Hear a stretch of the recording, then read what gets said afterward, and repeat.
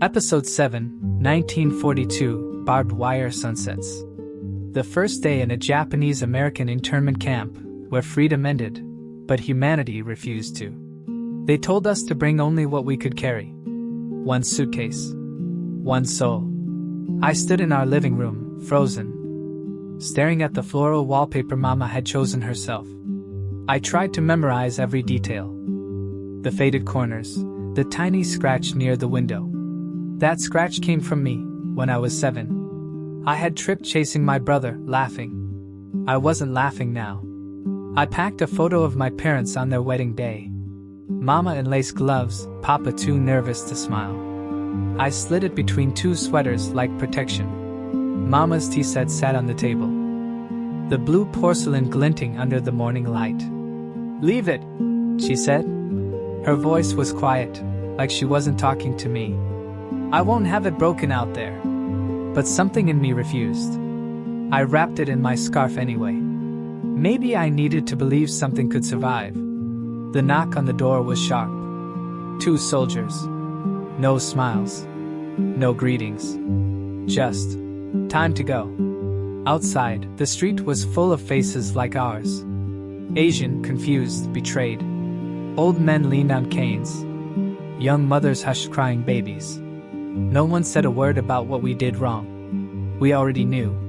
The train was black and long and patient. It waited like a predator. I held Papa's hand.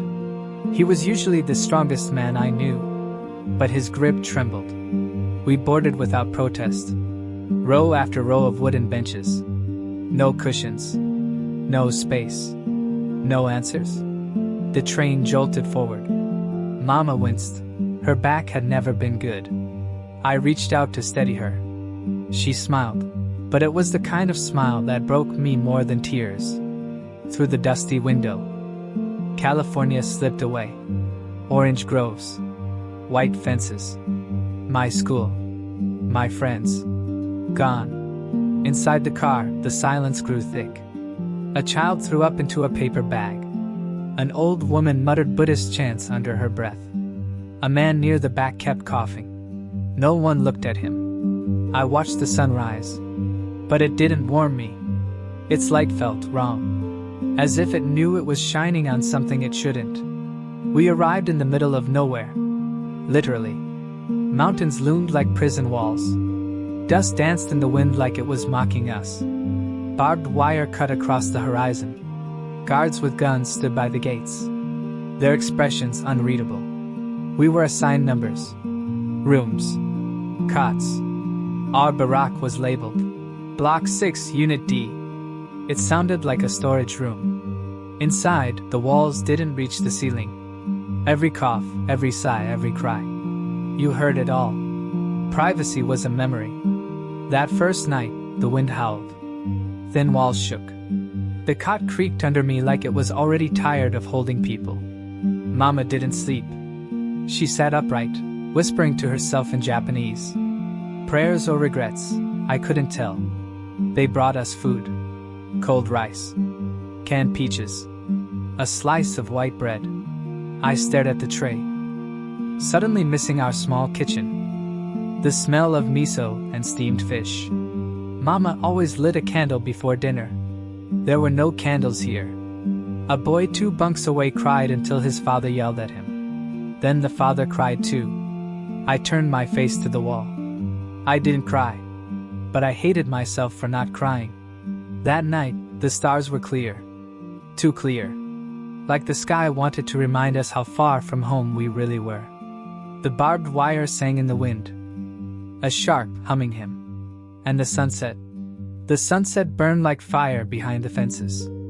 Like our old life was up in flames. And all we could do was watch. That second morning, I didn't wake up, I surfaced. Like breaking through cold water. My back ached from the cot. My throat burned from the dust. I tried to speak, but the air in my chest felt heavy, like it didn't belong to me.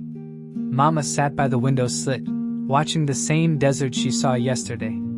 Except today, she didn't blink. She held the photo of my brother who had enlisted, fighting for the country that locked us in here. I wonder if they gave him a real bed, she said. It was the first time she spoke in hours. I didn't know how to answer. What do you say to a mother who's been labeled a traitor, while her son wears a US Army uniform? I left the barrack and walked aimlessly. Outside, people had begun organizing. A line for water, a line for medicine, a line for questions that no one would answer. A child ran by me barefoot. Her feet were already cracked from the gravel. She laughed, and I wanted to grab her and say, "Don't get used to this. Don't let this become your childhood." Instead, I kept walking. There was a message board by the mess hall. Handwritten notes, missing persons, names of people in other blocks. I scanned it, hoping for, I don't know, a map out? A miracle? Instead, I saw my friend Kenta's name. He was in Block 11. Just 2 months ago, we played baseball together. Now, I didn't even know if I should go see him. I didn't want to see someone who remembered me before this. In the lunch line, Papa stood behind me. He looked thinner already. Or maybe just older. "I saw the guard laughing today," he whispered. Not at anyone. Just laughing. Like this is normal. I didn't know if he was angry or relieved. I didn't ask. I couldn't. When we sat down to eat, the benches wobbled. Everything was either too hot or too cold. Flies hovered over the bread like they belonged here more than we did. Mama didn't come. She said she had a headache. I knew it wasn't her head. It was her heart. Scene 5 was the silence. The kind of silence that lives in the space between people who love each other, but don't know how to help anymore. That night I tried to talk to her. Tried to say, "We'll get through this." But all I said was, "Do you want me to wash your bowl?" She shook her head.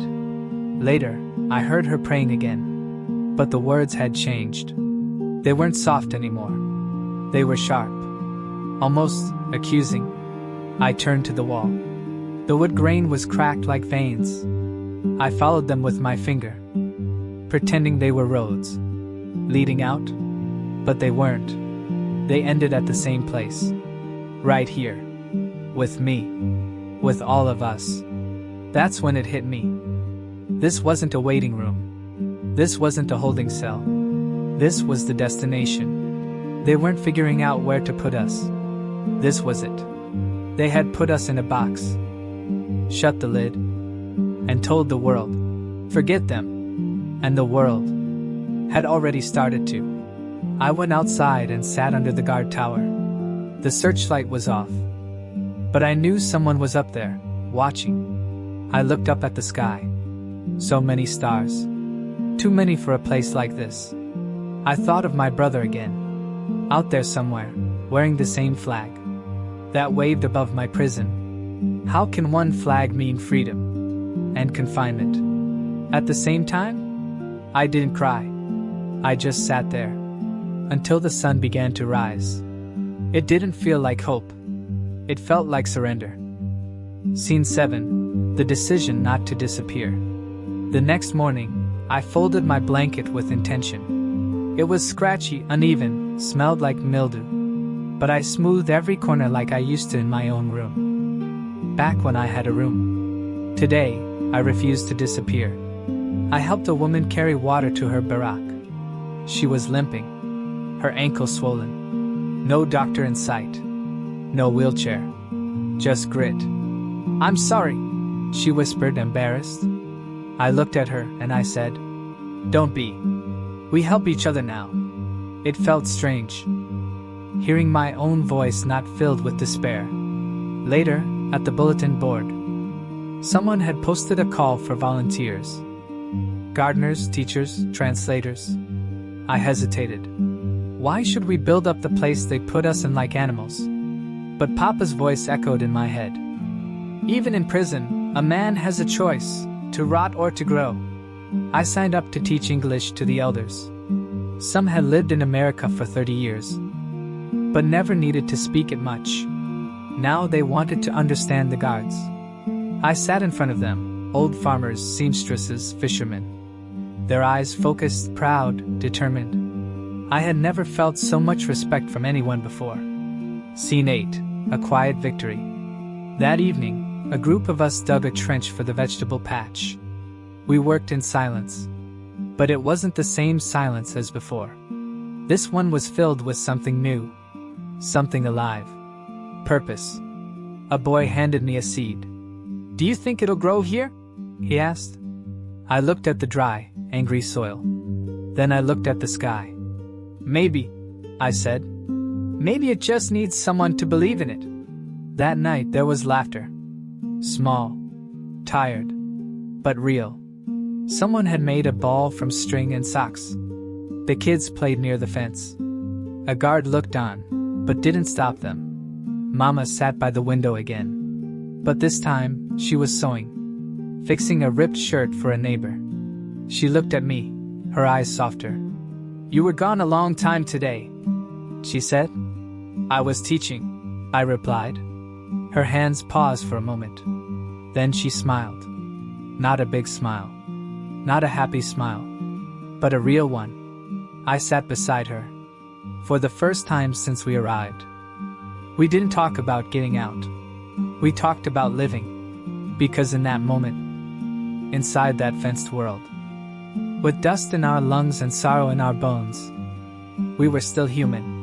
We were still here. And that was a kind of freedom. Scene 9. What we took with us. We stayed in the camp for 3 years. That's longer than most wars. Long enough to forget the shape of your own front door. Long enough for children to grow up believing barbed wire is normal. When the order came to release us, it didn't feel like freedom. It felt like abandonment, again. They gave us each $25 and a bus ticket. No apology. No explanation. We had no home to return to. Our house had been sold. Our shop had been looted. Our neighbors had moved on. Some people stayed silent. Some said they were sorry. Some didn't even remember we were gone. I kept the number tag they gave me on the first day. Not out of pride, but to remember that forgetting is dangerous. Papa never reopened his store. He worked in someone else's. Mama never brought out her tea set again. But we survived. And that, somehow, was its own rebellion. Scene 10. What I remember. I go back sometimes. Not often. The barracks are gone. Just outlines in the dirt now. The fence has rusted. The tower is empty. But when the wind blows a certain way, I swear I can still hear the wire humming. Like it remembers us. I walk where our room used to be. I stand still. Eyes closed. And I think, we were never supposed to return. But we did. Even just in memory, we did. Some say we were quiet. That we didn't resist. But surviving was resistance. Helping each other was resistance. Sewing torn clothes. Planting seeds. Teaching elders. That was how we fought back. I used to think freedom was a place. Now I know, it's a decision. A choice to keep your name.